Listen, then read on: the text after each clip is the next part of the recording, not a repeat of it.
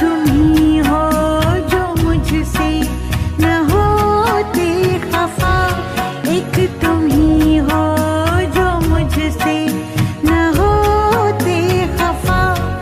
प्रभु क्यों ना करूं साथ तेरे वफा, साथ तेरे वफा, साथ तेरे वफा। एक तुम ही हो जो मुझसे न होते खफा, प्रभु क्यों ना करूं साथ तेरे वफा, साथ तेरे वफा, साथ तेरे वफा।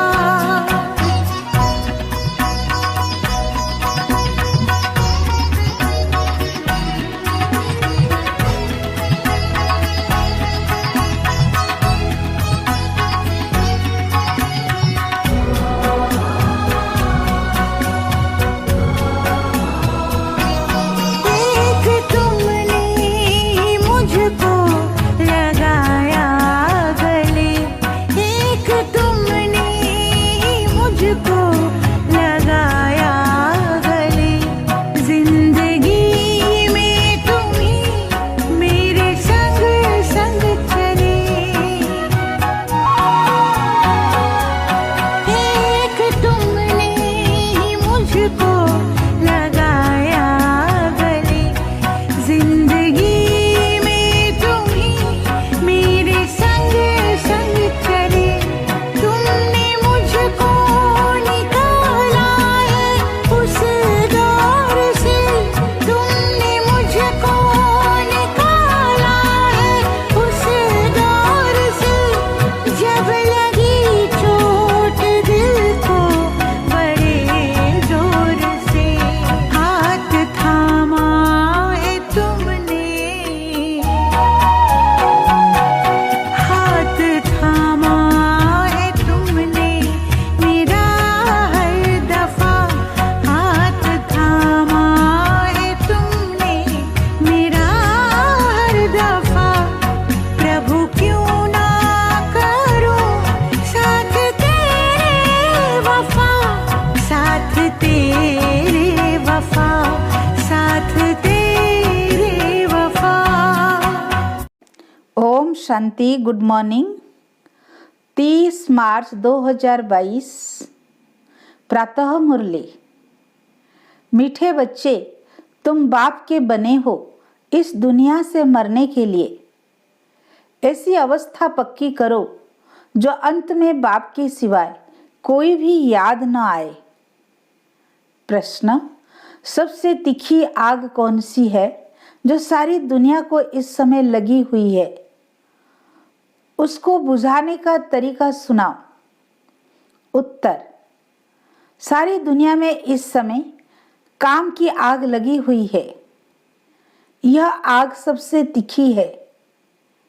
इस आग को बुझाने वाली रूहानी मिशन एक ही है। इसके लिए स्वयं को फायर ब्रिगेड बनाना है। सिवाय योग बल के यह आग बुझ नहीं सकती। काम विकार ही सबकी सत्यानाश करता है। इसलिए इस भूत को भगाने का पूरा पुरुषार्थ करो। गीत। महफिल में जल उठी समा परवानों के लिए, प्रीत बनी है दुनिया में मर जाने के लिए। ओम शांति। जो अच्छे अच्छे सर्विसेबल बच्चे हैं वह इस गीत के अर्थ को अच्छी रीति समझ जाते हैं। इस गीत को सुनने से सारे सृष्टि चक्र, रचता और रचना के आदि मध्य अंत को जाना जाता है। गीत बजाया जाता है कि मनुष्य जान जाए। किस द्वारा? ज्ञान के सागर द्वारा। बच्चे जानते हैं कि हम बाप के बनते हैं इस पुरानी दुनिया से मरकर अपने परम धाम में जाने के लिए। यह पुरुषार्थ और कोई करा न सके सिवाय एक बाप के। बाप कहते हैं मेरा बनने से तुमको इस दुनिया से मरना होगा। पिछाड़ी में ऐसी अवस्था पक्की होनी चाहिए जो सिवाय एक बाप की याद के और किसी की भी याद न आए। तुम बच्चे जानते हो समय आई है परवानों को साथ ले जाने के लिए। परवाने तो ढेरों के ढेर है। प्रदर्शनी में भी देखो कितने ढेर आते हैं। कई बच्चे तो प्रदर्शनी का अर्थ भी नहीं समझते होंगे। पुरानी दुनिया को फिर नई दुनिया बनाने की प्रदर्शनी। पुरानी दुनिया का विनाश हो, नई दुनिया की फिर स्थापना कैसे होती है, यह संगम पर ही दिखाया जाता है। दोनों इकट्ठे तो हो ना सके, एक खत्म होनी है जरूर। तुम्हारे में भी जो अच्छे अच्छे बच्चे हैं वह जानते हैं, राम राज्य अर्थात नई दुनिया स्थापन हो रही है। राम राज्य स्थापन होने के बाद रावण राज्य खत्म हो जाएगा। जब तुम राम राज्य के भांति बनते हो तो तुम्हारे में कोई भी भूत नहीं होना चाहिए। भूतों को भगाने की कोशिश करनी चाहिए। पहले पहले काम अग्नि को बुझाना है, अपने लिए फायर ब्रिगेड बनना है। यह आग सबसे तीखी और बिल्कुल गंदी है, सिवाय योग बल के बुझा नहीं सकते। सो भी यही सवाल है सारी दुनिया का। सबको काम की आग लगी हुई है। इस आग को बुझाने वाली रूहानी मिशन एक ही है। उनको जरूर यहाँ आना पड़े। कहते भी हैं, हे पतित पावन आओ। पतित कामी को कहा जाता है। हे काम की आग को भस्म करने वाले आओ। यहाँ मेजॉरिटी तो पतित हैं, भल कोई पवित्र रहते हैं। तुमको युक्ति बताता हूँ, इनको कैसे बुझाओ। यह काम अग्नि भी सतो रजो तमो में आती है। तमो प्रधान वह है जो बिल्कुल रह नहीं सकते, आग लगी रहती है। मनुष्य की सत्यानाश यह काम विकार करता है। सतयुग में कोई दुश्मन होता नहीं। वहाँ न रावण होता, न मनुष्य के दुश्मन होते। तुम समझाते हो भारत का सबसे बड़ा दुश्मन रावण है। खेल ही सारा भारत पर बना हुआ है। सतयुग में राम राज्य, कलयुग में रावण राज्य। कार्टून भी दिखाया है, वह भी मनुष्य, यह भी मनुष्य। देवताओं के आगे हाथ जोड़कर जाकर कहते हैं, आप सर्वगुण संपन्न हो, हम पापी दुखी हैं। यह भारत श्रेष्ठाचारी पावन था जरूर, जहाँ देवी देवताएं राज्य करते थे। लक्ष्मी नारायण और राम सीता दोनों का राज्य था। है उन्हों का घराना।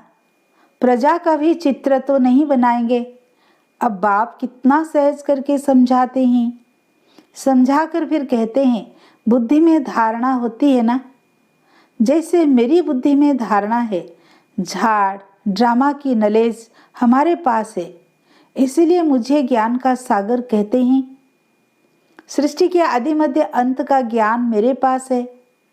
मुझे पवित्रता का भी सागर कहते हैं। पतित पावन भी मुझे ही कहते हैं, जो आकर सारे भारत को पावन बनाते हैं। यह है राजयोग और ज्ञान।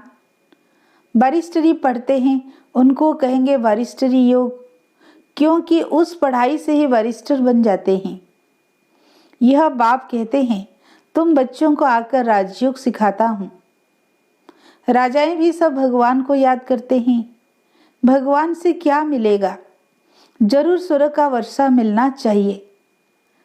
तुम सबसे पूछते हो कि परमपिता परमात्मा का परिचय है, वह बाप रचयिता है, तो जरूर स्वर्ग रचता होगा और स्वर्ग की राजाई देते हैं, जो हम बच्चों को मिली थी। अब नहीं है, फिर ले रहे हैं। जैसे कल्प पहले भारतवासियों ने ली थी, अब फिर से भारतवासियों को लेनी है। नारद का मिसाल, तुम बच्चे भी पूछते हो, चलेंगे बैकुंठ? भगवान से नई दुनिया का वर्षा लेंगे? भारत को ही वर्षा मिला था, अब नहीं है, और कोई को तो मिल न सके, क्योंकि भारत ही भगवान की जन्मभूमि है। तो चैरिटी बिगिन्स एट होम, यहाँ वालों को ही देंगे। परंतु बहुत बच्चियां समझा नहीं सकती है। बहुत बच्चों को साक्षात्कार भी कराते हैं, दिखाते हैं तुम वैकुंठ के प्रिंस प्रिंसेस बनते हो। यह है ही मनुष्य से प्रिंस बनने की पाठशाला। प्रिंस बनना व राजा बनना एक ही बात है। यह साक्षात्कार होता है कि पुरुषार्थ कर ऐसा बनो। बाप की श्रीमत पर चल पुरुषार्थ करो। सिर्फ कृष्ण को देखा यह कोई बड़ी बात नहीं है। ऐसे तो आगे बहुत देखते थे, फिर चले गए। साक्षात्कार हुआ, फिर पढ़ते नहीं है, ऐसा बनते नहीं है।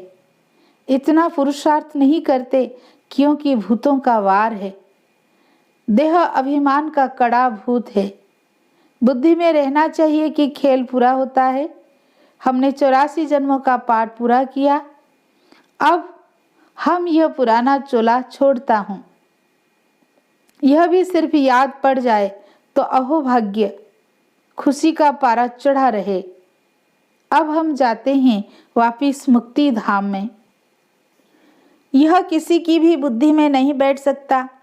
भल सन्यासी हैं, वो कहते हम शरीर छोड़ ब्रह्म में लीन हो जाएंगे, परंतु तत्वों को याद करने से विकर्म विनाश नहीं होंगे।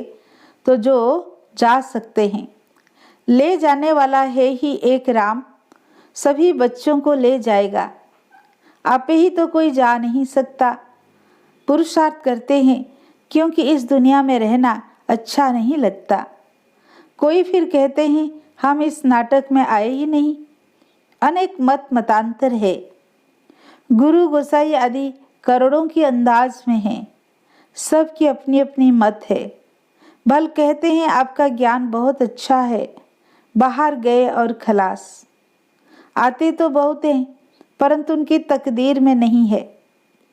इतना मर्तबा छोड़कर आए हैं, यह हो नहीं सकता है। इसीलिए गरीब ही उठाते हैं। यहाँ तो आकर बच्चा बनना पड़े।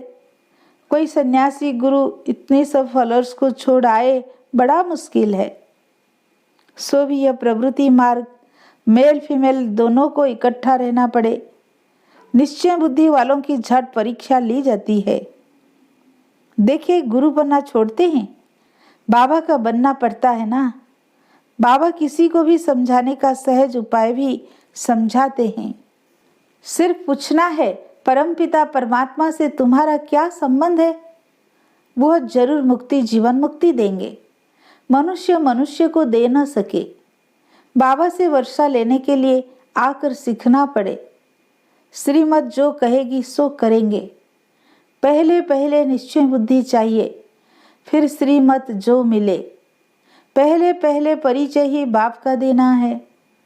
ढेरों के ढेर आते हैं, कहते हैं ये बहुत अच्छी चीज है, परंतु खुद थोड़े ही खड़े होते हैं, सिर्फ अपनी राय देकर चले जाते हैं। यह मालूम नहीं पड़ता कि यह किसकी मत पर चल रहे हैं। कहते ऐसी प्रदर्शनी तो जगह जगह होनी चाहिए। मत देने लग पड़ते हैं। अरे ईश्वर को थोड़ी ही मत दी जाती है, परंतु प्रैक्टिस पड़ी हुई है मत देने की। बाकी खुद बैठ समझे यह नहीं। यहाँ कोई मत देनी नहीं है, श्रीमत पर चलना है। पहले बाप का बनना है, फिर वो जो श्रीमत दे कि ऐसे कोई को समझाओ। फिर जब किसी को समझाए वो लिख कर दे कि मुझे तो श्रीमत पर चलना है, तब समझे कि कुछ ठीक समझा है। आते तो ढेर हैं, परंतु अच्छी तरह समझते नहीं है। ज्ञान के मतवाले बनते नहीं। इस समय सब है भक्ति के मतवाले। जप तप पाठ आदि सब भक्ति के लिए करते हैं। भगवान कहते हैं आधा कल्प तुमने भक्ति की है भगवान से मिलने के लिए। सब भगत ठहरे, भगवान तो एक ही है। एक को ही कहते हैं पतित पावन, तो खुद भी सब पतित ठहरे। यह है रावण राज्य। इस कल्प के संगम का ही गायन है। कल्प के संगम युगे युगे बाप आते हैं। सतयुग है कल्याणकारी स्वर्ग, कलयुग है अकल्याणकारी नर्क। रावण है अकल्याणकारी, राम है कल्याणकारी। यह नॉलेज बच्चों की बुद्धि में टपकनी चाहिए। ओना रहना चाहिए कि जाकर विचारों का कल्याण करे। कोई कोई में ऐसी खामी है जो उनसे सब हैरान हो जाते हैं। कहते हैं बाबा फलाने में यह अवगुण है। बहुत समाचार आते हैं। बाबा का कहना है समाचार दो तो सावधानी मिले। कोई अवगुण होगा तो सर्विस कम करेंगे। आजकल पढ़े लिखे विद्वान पंडित तो बहुत हैं, वो बहुत तीखे हैं। कच्चे बच्चों का तो माथा ही खराब कर दें, इसलिए तीखे तीखे बच्चों को बुलाते हैं। समझते हैं ये हमारे से होशियार हैं। प्रदर्शनी से भी बाबा समाचार मंगाते रहते हैं। कौन कौन अच्छी सर्विस करते हैं, इसमें बड़े होशियार चाहिए। कोई बोले तुम शास्त्र आदि पढ़ते हो, बोलो यह तो हम जानते हैं। यह वेद शास्त्र जन्म जन्मांतर सब पढ़ते आए हैं। अभी हमको बाबा का डायरेक्शन है कि कुछ नहीं पढ़ो, मैं जो सुनाऊं वह सुनो, मेरी मत पर चलो, मुझे याद करो तो विकर्म विनाश होंगे। अभी मौत सामने खड़ा है। मैं आया हूँ तुमको ले जाने के लिए। मैं तुम्हारा बाप हूँ। तुमको मुक्ति जीवन मुक्ति दूंगा। हरि को ड्रामा अनुसार पहले मुक्ति में जाना है, फिर जीवन मुक्ति। सतो प्रधान में आते हैं। इसलिए कहा जाता है सर्व के सद्गति दाता सर्वोदया। सर्व में सारी दुनिया आ जाती है। सर्व माना सारी दुनिया का बाप समझाते हैं। वह सब है अलग काल हद की सर्विस करने वाले। बेहद का सर्वोदया लीडर तो एक ही है। सारी विश्व पर दया कर विश्व को बदलने वाला है। तुम जानते हो बाबा हमको विश्व का मालिक बनाने आए हैं। एवर हेल्दी वेल्दी बन जाएंगे। परंतु इतना भी किसी को बुद्धि में नहीं बैठता। 2 अक्षर भी बैठे तो अच्छा है। हम भगवान बाप के बच्चे हैं। भगवान से स्वर्ग का वर्षा मिलना चाहिए। मिला हुआ था, अब नहीं है, फिर मिल रहा है। बाप कहते हैं मुझे याद करो, वर्षे को याद करो। 1-2 को यही मंत्र दो, मैं तुम्हारा बेहद का बाप हूँ। धर्म स्थापना के लिए धक्के तो खाने पड़ते हैं। बुद्धि में यह रहना चाहिए कि अब नाटक पूरा होता है, बाकी थोड़ा समय है, जाना है अपने घर, फिर हमारा नए सिर पाठ शुरू होगा। यह बुद्धि में रहे तो बहुत अच्छा। तुम बच्चों के कदम कदम में पदम भरे हुए हैं। बड़ी जबरदस्त कमाई है। खुद भगवान कमाई करने की राय देते हैं। राय पर चलने से स्वर्ग में तो पहुंच जाते हैं, परंतु स्वर्ग में भी फिर ऊंच पद पाना चाहिए। यह कमाई है चुपचाप करने की। कर्म इंद्रियों से कर्म करो, परंतु दिल साजन की तरफ हो, बस बेड़ा पार है। बड़ी जबरदस्त कमाई है। बाप की सर्विस में रहने से ऑटोमेटिकली बहुत आमदनी होती है। अच्छा, मीठे मीठे सिकी लधे बच्चों प्रति माता पिता बाप दादा का याद प्यार और गुड मॉर्निंग। रूहानी बाप की रूहानी बच्चों को नमस्ते। हम रूहानी बच्चों की रूहानी बाप दादा को याद प्यार, गुड मॉर्निंग, नमस्ते नमस्ते। प्यारे बाप दादा को दिल से कोटि कोटि बार शुक्रिया शुक्रिया शुक्रिया। धारणा के लिए मुख्य सार। फर्स्ट पॉइंट, अब यह नाटक पूरा हुआ, हमें वापिस मुक्ति धाम में जाना है। इस खुशी में रह पुरानी देह का अभिमान छोड़ देना है। सेकेंड पॉइंट, एक बाप की मत पर चलना है, बाप को अपनी मत नहीं देनी है। निश्चय बुद्धिवन बाप की जो श्रीमत मिली है उस पर चलते रहना है। वरदान, भिन्न भिन्न स्थितियों के आसन पर एकाग्र हो बैठने वाले राजयोगी स्वराज्य अधिकारी भव। राजयोगी बच्चों के लिए भिन्न भिन्न स्थितियां ही आसन है। कभी सोमान की स्थिति में स्थित हो जाओ, तो कभी फरिश्ते स्थिति में, कभी लाइट हाउस माइट हाउस स्थिति में, कभी प्यार स्वरूप लवलीन स्थिति में। जैसे आसन पर एकाग्र होकर बैठते हैं, ऐसे आप भी भिन्न भिन्न स्थिति के आसन पर स्थित हो वैरायटी स्थितियों का अनुभव करो। जब चाहो तब मन बुद्धि को अड़र करो और संकल्प करते ही उस स्थिति में स्थित हो जाओ। तब कहेंगे राजयोगी स्वराज्य अधिकारी। स्लोगन: वफादार वह है जिसे संकल्प में भी कोई देहधारी आकर्षित न करे। अच्छा, ओम शांति।